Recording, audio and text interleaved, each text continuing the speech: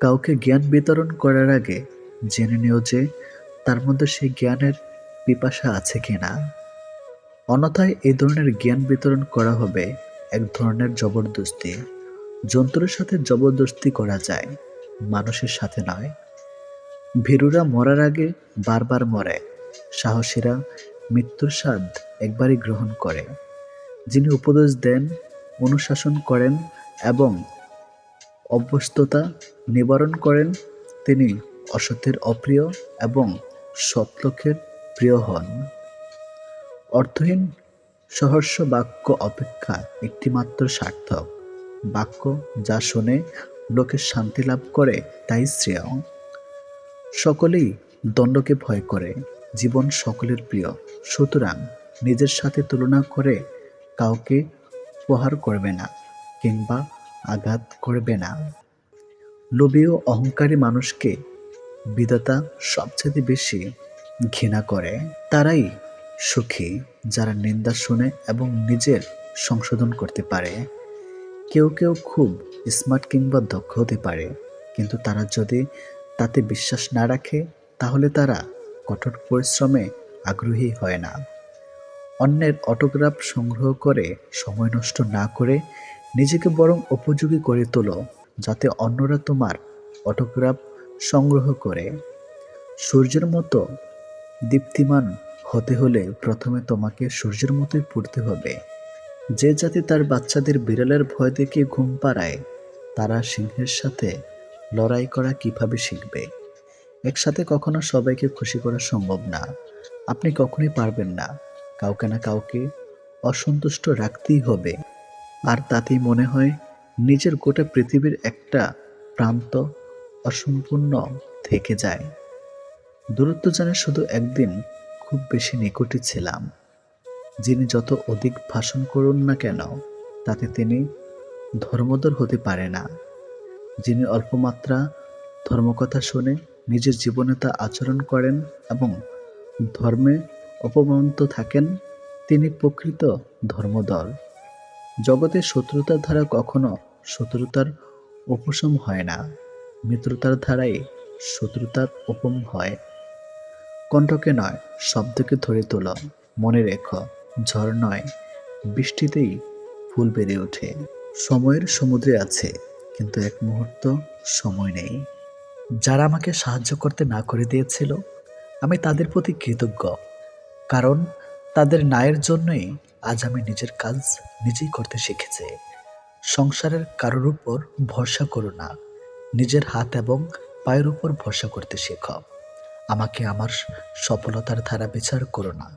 ব্যর্থতা থেকে কতবার আমি ঘুরে দাঁড়িয়েছি তা দিয়ে আমাকে বিচার করো। নিয়তি তোমার আত্মীয়দের বেছে দেয়, আর তুমি বেছে নাও তোমার বন্ধু। আমি ব্যর্থতাকে মেনে নিতে পারি, কিন্তু আমি চেষ্টা না করাকে মেনে নিতে পারি না। ক্ষমা যদি করতে না পারো, তবে তাকে ভালোবাসো কেন? যে নিজের মর্যাদা বোঝে না, অন্যও তার মর্যাদা দেয় না। যা তুমি নিজে করো না বা করতে পারো না, তা অন্যকে উপদেশ দিও না।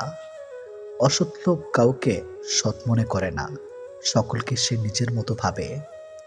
একটা মন আর একটা মনকে খুঁজতেছে নিজের ভাবনার ভার নামাইয়া দেবার জন্য, নিজের মনের ভাবকে অন্যের মনে ভাবিত করবার জন্য। তুমি যদি কারোর সাথে তোমার ভাষায় কথা বলো, তার কাছে যেতে পারবে। যদি তার ভাষায় কথা বলো, তার হৃদয়ে প্রবেশ করতে পারবে। চোখ কতটুকু দেখে, কারণ কতটুকুই শুনে, স্পর্শ কতটুকুই বোধ করে, কিন্তু মন এই আপন ক্ষুদ্রকে কেবলই জড়িয়ে যাচ্ছে। কাউকে সারা জীবন কাছে পেতে চাও, তাহলে প্রেম দিয়ে নয়, বন্ধুত্ব দিয়ে আগলে রাখো। কারণ প্রেম একদিন হারিয়ে যাবে, কিন্তু বন্ধুত্ব কোনোদিন হারায় না। বিদ্যান সকল গুণের আধার, অঙ্গ সকল দোষের আকর। তাই হাজার মূর্খের চেয়ে একজন বিদ্যমান অনেক কাম্য। ভালোবাসার মানুষের সাথে বিয়ে না হওয়াটাই বোধহয় ভালো। বিয়ে হলে মানুষটা থাকে আর ভালোবাসা থাকে না। আর যদি বিয়ে না হয়, তাহলে হয়তো বা ভালোবাসাটা থাকে, শুধু মানুষটাই থাকে না। মানুষ এবং ভালোবাসা, এই দুইয়ের মধ্যে ভালোবাসাই হয়তো বেশি প্রিয়। 5টি ঘটনার পূর্বে 5টি জিনিসকে মূল্যবান মনে করবে। নাম্বার 1, তোমার বৃদ্ধ বয়সের পূর্বে তোমার যৌবনকে। নাম্বার 2, বাদির পূর্বে স্বাস্থ্যকে। নাম্বার 3, দরিদ্রতার পূর্বে সচ্ছলতাকে। নাম্বার 4, কর্মব্যস্ততার পূর্বে অবসরকে। নাম্বার 5, এবং মৃত্যুর পূর্বে জীবনকে। যৌবনের শেষে শুদ্র শরৎকালের ন্যায় একটি গভীর প্রশান্ত প্রগ্র ও সুন্দর বয়স আসে, যখন জীবনের শেষে ফল ফলিবার এবং স্বচ্ছ পাকিবার সময়। পৃথিবীতে বালিকার প্রথম প্রেমের মতো সর্বগ্রাসী প্রেম আর কিছুই নাই। প্রথম যৌবনে বালিকা যাকে ভালোবাসে তাহার মতো সৌভাগ্যবান আর কেউ। যদি সে প্রেম অধিকাংশ সময় অপ্রকাশিত থেকে যায়, কিন্তু সে প্রেমের আগুন সব বালিকাকে সারা জীবন পোড়ায়। তোমারে যে চাহিয়াছে ভুলে একদিন, সে জানে তোমারে ভোলা কি কঠিন। অপরের ভুল থেকে নিজে শিক্ষা নাও, কারণ সব কিছু নিজের উপর প্রয়োগ করে শিখতে চাইলে তোমার আয়ু কমে যেতে পারে। কোনো ব্যক্তির খুব বেশি সহজ সরল হওয়া উচিত নয়, কারণ সোজা গাছ এবং সোজা মানুষদের প্রথমে কাটা হয়। প্রত্যেকের মিততার পেছনে কোনো না কোনো স্বার্থ অবশ্যই থাকে, এটা একটা কটু সত্য। কোনো কাজ শুরু করার আগে সর্বদা নিজেকে এই 3টি প্রশ্ন করবে: আমি এটা কেন করতে চলেছি? এর পরিণাম কি হতে পারে? আমার সফলতার সম্ভাবনা কতটা? যদি এই প্রশ্নগুলির সন্তুষ্টজনক উত্তর পেয়ে যাও, তবেই কাজ শুরু করো। একবার কোনো কাজ শুরু করার পর আর অসফল হওয়া ভয় রাখবে না এবং কাজ ছাড়বে না। যারা নিষ্ঠুরতার সাথে কাজ করে তারাই সবচেয়ে বেশি সুখী। সবচেয়ে বড় গুরুমন্ত্র হলো কখনো নিজের গোপন বিষয় অপরকে জানাবেন না, এটা তোমাকে ধ্বংস করে দিতে পারে। কোনো কাজ কালের জন্য ফেলে রাখা উচিত নয়। পরের মূলত কি ঘটতে চলেছে তা কেউ বলতে পারবে? কোনো দুর্বল ব্যক্তি বা রাষ্ট্রের সাথে শত্রুতা করা আরও বেশি বিপদের, কারণ সে এমন সময়ে এবং এমন জায়গায় আঘাত করতে পারে যেটা আমরা কল্পনাও করি না কখনো। অন্যদের ভুল থেকে শিক্ষা গ্রহণ করো এবং সেরকম মানুষ হয়ে যাওয়া থেকে নিজেকে বিরত রাখো, যাদের ভুলগুলো থেকে অন্যরা শিক্ষা গ্রহণ করে। সরাসরি চোখের দিকে তাকিয়ে কেউ মিথ্যা বলতে পারে না, মিথ্যা বলতে হয় অন্যদিকে তাকিয়ে। বাঙালি 100 ভাগ সৎ হবে এমন আশা করা অন্যায়। 50 ভাগ সৎ হলেই বাঙালিকে পুরস্কার দেওয়া উচিত। যতদিন মানুষ সৎ থাকে ততদিন তার কোনো শত্রু থাকে না, কিন্তু যেই সে অসৎ হয়ে ওঠে তার শত্রুর অভাব থাকে না। কৃপণতা সকল বদ্ধভ্যাসের সম্মিলিত রূপ। এটা এমনি এক লাগাম দ্বারা যে কোনো অন্যায়ের দিকে টেনে নেওয়া চলে। যে মানুষ যত বেশি সত্য গোপন করতে পারে সে তত বেশি সৎ চরিত্রবান। যদি আলোচিত হতে চাও, সমালোচনাকে ভয় করো না। মনে রেখো, সমালোচনাও এক প্রকার আলোচনা। সফল হওয়ার উপায় কি জানি না, কিন্তু ব্যর্থ হওয়ার চাবিকাঠি হচ্ছে সবাইকে খুশি করার চেষ্টা করা। সংসারের কারোর ওপর ভরসা করো না, নিজের হাত এবং পায়ের উপর ভরসা করতে শেখো। বেশি যারা ভাবে তারা জীবনকে উপভোগ করতে পারে না। জীবনে একটি দিন চলে যাওয়া মানে আয়ু হাস্য পাওয়া, কাজে প্রতিটি দিনকে অর্থবহ করে তোলা উচিত। যদি ভালোভাবে বাঁচতে চাও তাহলে সমস্যাকে তুচ্ছজ্ঞান করতে হবে, আশাবাদকে গণ্য করতে হবে। জীবনে 2টি দুঃখ আছে, একটি হলো তোমার ইচ্ছা অপূর্ণ থাকা, অন্যটি হলো ইচ্ছা পূর্ণ হলে আরেকটি প্রত্যাশা করা। জীবনের সব থেকে ভালো বন্ধু হলো আয়না, কারণ আমি যখন কাঁদি তখন সে হাসে না। নিজেকে নিয়ন্ত্রণ করো, তারপর অন্যকে অনুশাসন করো। নিজে নিয়ন্ত্রিত হলে অন্যকে নিয়ন্ত্রণ করতে পারবে। নিজেকে নিয়ন্ত্রণ করাই কঠিন। মনের বাসনাকে ধূরীভূত করা উচিত নয়, এই বাসনাগুলোকে গানের সঞ্জনামের মতো কাজে লাগানো উচিত। সকলেই দ্বন্দ্বকে ভয় করে, জীবন সকলের প্রিয়। সুতরাং নিজের সাথে তুলনা করে কাউকে প্রহার করবে না কিংবা আঘাত করবে না। জীবন একটি কঠিন খেলা। ব্যক্তি হিসাবে মৌলিক অধিকার ধরে রাখার মাধ্যমে তুমি একমাত্র জয়ী হতে পারবে। গভীর দুঃখ ও অত্যাধিক আনন্দ থেকে কবিতার জন্ম হয়। জীবন এক কঠিন খেলা। এই খেলায় জয় তখনই সম্ভব যখন তুমি ব্যক্তি হিসাবে জন্মগতভাবে পাওয়ার অধিকার ধারণ করবে। ছোট্ট লক্ষ্য রাখা একটি অপরাধ। আপনার জীবনের অসুবিধাগুলো আপনাকে ধ্বংস করতে আসে না, তবে আপনাকে আপনার লুকানো সম্ভাবনা এবং শক্তি উপলব্ধি করাতে সহায়তা করার জন্য অসুবিধাগুলো জানতে দিন যে আপনি খুব কঠিন।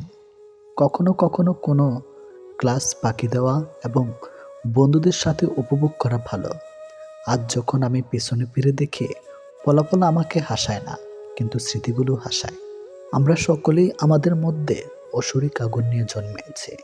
আমাদের প্রচেষ্টা উচিত ওই আগুনটিকে ডানা দেওয়া এবং বিশ্বাসকে তার কল্যাণের আবাসায় পূরণ করা। জীবনের একটি লক্ষ্য আছে।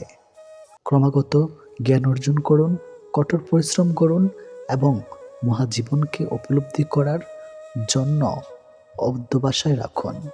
ঈশ্বর আমাদের স্রষ্টা।